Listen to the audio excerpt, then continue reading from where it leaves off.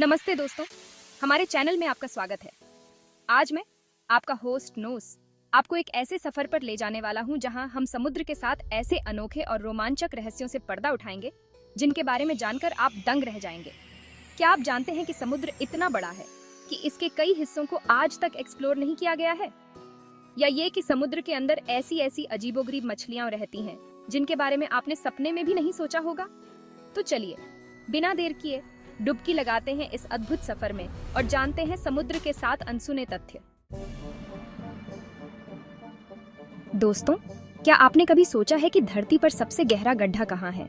नहीं, अरे यार, आपके लिए सोचने वाली इतनी सारी बातें हैं, जैसे कि खाने में क्या बनाऊं, कब सोऊं, कब उठूं। लेकिन चलो, आज हम आपको एक ऐसी जगह के बारे में बताते हैं जो शायद ही आपने कभी सोचा हो। खैर, मैं बताता हूँ। धरती का सबसे गहरा गड्ढा समुद्र में है, जिसे मरियाना ट्रेंच कहते हैं। ये पश्चिमी प्रशांत महासागर में स्थित है और यह इतना गहरा है कि इसकी गहराई की कल्पना करना भी मुश्किल है। और सुनो, ये इतना गहरा है कि अगर आप इसमें माउंट एवरेस्ट को उल्टा डाल दें तो भी उसकी छोटी पानी के ऊपर नहीं दिखेगी।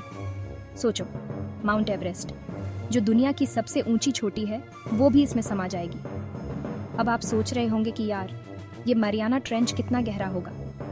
क्या ये सच में इतना गहरा है जितना हम सोच रहे हैं? तो सुनो, ये लगभग 11 किलोमीटर गहरा है। मतलब, समझ रहे हो, 11 किलोमीटर। ये गहराई इतनी ज्यादा है कि अगर आप इसे पैदल चलकर नापने जाएं तो आपको कई दिन लग जाएंगे। इतना गहरा कि अगर आप इसमें कूद जाएं तो नीचे पहुंचने से पहले ही आपकी हड्डियां गल जाएंगी। और यह सिर्फ गहराई की बात नहीं है, यहाँ का पानी भी इतना ठंडा है कि आप कुछ ही मिनटों में जम जाएंगे। अब आप सोच रहे होंगे कि यार, इतनी गहराई में कौन रहता होगा? भूत, पिशाच या फिर कोई समुद्री दैत्य? क्या वहाँ कोई जीवन संभव है? तो सुनो, वैज्ञानिकों को अभी तक इस गहराई में कोई भूत प्रेत तो नहीं मिला, लेकिन हाँ, कुछ अजीबोगरीब जीव जरूर मिले हैं जो अंधेरे में ही रहते हैं और जिनकी शक्ल देखकर आपकी रूह कांप जाएगी। ये जीव बायोलुमिनेसेंट होते हैं, यानी ये खुद रोशनी पैदा करते हैं। इनकी रोशनी इतनी तेज होती है कि ये अंधेरे में भी साफ दिखाई देते हैं। वैज्ञानिक लगातार इस गहराई की खोज में लगे हुए हैं और हर बार कुछ नया और अद्भुत खोजते हैं। मरियाना ट्रेंच में जीवन की खोज ने हमें यह सिखाया है कि हमारी धरती कितनी रहस्यमयी और अद्भुत है। तो दोस्तों, अगली बार जब आप समुद्र के बारे में सोचें तो इस गहरे गड्ढे को जरूर याद करें। और हाँ, अगर आपको यह जानकारी पसंद आई हो तो इसे अपने दोस्तों के साथ जरूर शेयर करें और हमारे चैनल को सब्सक्राइब करना न भूलें। धन्यवाद। दोस्तों, क्या आपको पता है कि समुद्र का 80% हिस्सा अभी भी एक रहस्य बना हुआ है? हाँ, आपने सही सुना, 80%। यह एक विशाल और अनजानी दुनिया है जो हमारे सामने खुलने का इंतजार कर रही है। मतलब, हमने अंतरिक्ष के बारे में तो बहुत कुछ जान लिया है, चांद पर कदम रख दिया, मंगल ग्रह पर रोवर भेज दिया और सौर मंडल के कई रहस्यों को सुलझा लिया है, लेकिन अपने ही ग्रह पर मौजूद समुद्र के बारे में हमें अभी भी बहुत कुछ नहीं पता। ये कितना अजीब है कि हम अपने ही घर के बारे में इतना कम जानते हैं और इसी अनजान दुनिया में छिपे हुए हैं कुछ ऐसे अजीबोगरीब जीव जिन्हें देखकर आपको अपनी आंखों पर यकीन नहीं होगा। ये जीव इतने विचित्र और अद्भुत हैं कि वे किसी दूसरी दुनिया के प्राणी लगते हैं। अब आप सोच रहे होंगे कि यार, ये कैसे जीव होंगे? क्या वे सच में इतने अजीब हैं जितना हम सोचते हैं? तो सुनो, इनमें से कुछ जीव ऐसे हैं जिनके पास बिजली पैदा करने की क्षमता है, जैसे कि इलेक्ट्रिक ईल, जो अपने शिकार को बिजली के झटके से मार सकता है। तो कुछ ऐसे हैं जो अंधेरे में चमकते हैं। ये जीव बायोलुमिनेसेंट होते हैं, जो अपने शरीर से रोशनी पैदा करते हैं। यह रोशनी उन्हें शिकार करने और शिकारियों से बचने में मदद करती है। और हाँ, कुछ जीव ऐसे भी हैं जो इतने बड़े हैं कि ब्लू व्हेल भी उनके सामने बिल्ली के बच्चे जैसी लगती है, जैसे कि विशालकाय स्क्विड, जो समुद्र की गहराइयों में रहता है और बहुत ही कम देखा गया है। अब आप सोच रहे होंगे कि यार, ये सच में होते हैं या फिर कोई कहानी है? क्या ये जीव वास्तव में हमारे समुद्र में रहते हैं या फिर ये सिर्फ कल्पना की उड़ान है? तो सुनो, ये बिल्कुल सच है। वैज्ञानिकों ने इन जीवों को देखा और अध्ययन किया है। वे हर साल समुद्र में नए नए जीवों की खोज करते रहते हैं और उनका मानना है कि अभी भी कई ऐसे जीव हैं जिनके बारे में हमें कुछ नहीं पता। हर नई खोज के साथ हमें समुद्र की गहराइयों में छिपे हुए और भी रहस्यमयी जीवों के बारे में पता चलता है। तो दोस्तों, अगली बार जब आप समुद्र के किनारे खड़े हों तो सोचिए कि उस नीले विस्तार के नीचे कितनी अद्भुत और रहस्यमयी दुनिया छिपी हुई है। कौन जानता है, शायद अगली बड़ी खोज आपके सामने ही हो। दोस्तों, क्या आपको लगता है कि समुद्र का पानी हर जगह एक जैसा ठंडा होता है? नहीं यार, ऐसा बिल्कुल नहीं है। समुद्र का तापमान सतह से गहराई तक बदलता रहता है।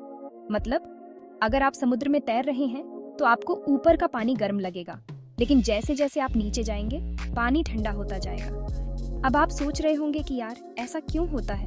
तो सुनो, ऐसा इसलिए होता है क्योंकि सूरज की किरणें समुद्र की सतह को गर्म करती हैं, लेकिन ये किरणें समुद्र की गहराई तक नहीं पहुंच पाती। इसलिए समुद्र की गहराई में हमेशा ठंड रहती है। अब आप सोच रहे होंगे कि यार ये ठंड कितनी होगी? तो सुनो, समुद्र की सबसे गहराई में तापमान लगभग 4 डिग्री सेल्सियस तक पहुंच जाता है। मतलब समझ रहे हो, 4 डिग्री। इतनी ठंड में तो आपकी नाक बहने लगेगी।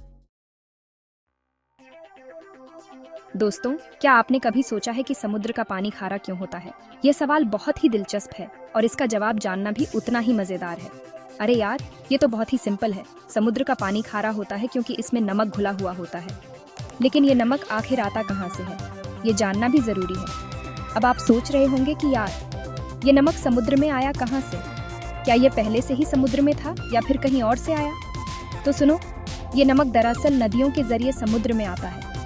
नदियाँ अपने साथ बहुत सारे खनिज लवणों को बहाकर समुद्र तक ले जाती हैं। जब बारिश होती है तो बारिश का पानी चट्टानों और मिट्टी से होकर बहता है। इस प्रक्रिया में पानी चट्टानों और मिट्टी में मौजूद खनिज लवणों को घोल लेता है। इस दौरान पानी अपने साथ चट्टानों और मिट्टी में मौजूद खनिज लवणों को भी बहाकर ले जाता है। ये खनिज लवण पानी में घुल जाते हैं और नदियों के माध्यम से समुद्र तक पहुंचते हैं। ये नदियां फिर इस पानी को समुद्र में ले जाती हैं और इस तरह समुद्र का पानी खारा होता जाता है। ये एक निरंतर प्रक्रिया है जो लाखों सालों से चल रही है। अब आप सोच रहे होंगे कि यार अगर नदियां हर समय समुद्र में पानी डाल रही हैं तो क्या समुद्र का पानी और ज्यादा खारा नहीं हो जाता? ये सवाल वाजिब है। तो सुनो, ऐसा नहीं होता है क्योंकि समुद्र के पानी से कुछ नमक प्राकृतिक रूप से वाष्पीकरण के जरिए अलग हो जाता है। जब समुद्र का पानी वाष्पित होता है तो नमक पानी में ही रह जाता है और कुछ नमक समुद्री जीवों द्वारा भी इस्तेमाल किया जाता है। समुद्री जीव जैसे मछलियां और अन्य समुद्री प्राणी इन खनिज लवणों का उपयोग अपने जीवन चक्र में करते हैं। इसके अलावा समुद्र की धाराएं और लहरें भी नमक के वितरण में महत्वपूर्ण भूमिका निभाती हैं। ये धाराएं और लहरें नमक को समुद्र के विभिन्न हिस्सों में फैलाती हैं। इस प्रकार समुद्र का पानी खारा बना रहता है और यह प्रक्रिया निरंतर चलती रहती है। यह एक अद्भुत प्राकृतिक चक्र है जो हमें यह समझने में मदद करता है कि प्रकृति कितनी जटिल और सुंदर है। तो दोस्तों, अगली बार जब आप समुद्र के किनारे जाएं और उसकी लहरों का आनंद लें तो याद रखें कि यह खारापन एक लंबी और जटिल प्रक्रिया का परिणाम है। ये प्रकृति का एक अनमोल उपहार है। उम्मीद है कि अब आपको समझ में आ गया होगा कि समुद्र का पानी खारा क्यों होता है। ये जानकारी न केवल रोचक है बल्कि हमें प्रकृति के अद्भुत चक्रों के बारे में भी सिखाती है। दोस्तों, क्या आपको पता है कि समुद्र हमारे ग्रह के मौसम को नियंत्रित करने में बहुत बड़ी भूमिका निभाता है? मतलब अगर समुद्र न होता तो हमारे ग्रह का मौसम एकदम पागल हो जाता। अब आप सोच रहे होंगे कि यार ये समुद्र मौसम को कैसे नियंत्रित करता है? तो सुनो, समुद्र सूरज से निकलने वाली गर्मी को सोखता है और उसे पूरी दुनिया में फैलाता है। इसके अलावा समुद्र वातावरण में नमी भी छोड़ता है जिससे बादल बनते हैं और बारिश होती है। मतलब समझ रहे हो, समुद्र एक तरह से हमारे ग्रह का एयर कंडीशनर है। लेकिन दोस्तों, अगर हम समुद्र का ध्यान नहीं रखेंगे तो ये एयर कंडीशनर भी खराब हो सकता है। दोस्तों, क्या आप जानते हैं कि हर साल लाखों टन प्लास्टिक समुद्र में फेंक दिया जाता है? मतलब समझ रहे हो, लाखों टन। ये प्लास्टिक समुद्र में जाकर समुद्री जीवों के लिए बहुत बड़ा खतरा बन जाता है। कछुए प्लास्टिक की थैलियों को जेलीफिश समझकर खा लेते हैं और मछलियां प्लास्टिक के छोटे छोटे टुकड़ों को खाकर बीमार हो जाती हैं। ये प्लास्टिक समुद्र में सैकड़ों सालों तक रहता है और धीरे धीरे छोटे छोटे टुकड़ों में टूटता रहता है, जिन्हें माइक्रोप्लास्टिक कहते हैं। ये माइक्रोप्लास्टिक मछलियों के पेट में चला जाता है और जब हम ये मछलियां खाते हैं तो ये माइक्रोप्लास्टिक हमारे शरीर में भी पहुंच जाता है। मतलब समझ रहे हो, हम जो प्लास्टिक समुद्र में फेंकते हैं वो घूम फिरकर वापस हमारे पास ही आ जाता है। दोस्तों, क्या आपको समुद्र की लहरें देखना पसंद है? मुझे तो बहुत पसंद है। लेकिन क्या आप जानते हैं कि ये लहरें कैसे बनती हैं? ये लहरें दरअसल हवा के कारण बनती हैं। जब हवा समुद्र की सतह पर चलती है तो वो पानी को धक्का देती है, जिससे लहरें बनती हैं। ये लहरें कभी छोटी होती हैं तो कभी इतनी बड़ी होती हैं कि जहाज़ों को भी पलट सकती हैं। अब आप सोच रहे होंगे कि यार, ये लहरें सिर्फ हवा के कारण ही बनती हैं? तो सुनो, ज़्यादातर लहरें तो हवा के कारण ही बनती हैं, लेकिन कुछ लहरें भूकंप या ज्वालामुखी विस्फोट के कारण भी बन सकती हैं। इन लहरों को सुनामी कहते हैं और ये बहुत ही खतरनाक होती हैं। तो दोस्तों, ये थे समुद्र के 7 अनोखे और रोमांचक रहस्य। उम्मीद है आपको ये जानकारी पसंद आई होगी। अगर आपको ये वीडियो अच्छा लगा हो तो लाइक और सब्सक्राइब करना ना भूलें। और हाँ, कमेंट करके जरूर बताना कि आपको कौन सा रहस्य सबसे ज्यादा पसंद आया। धन्यवाद।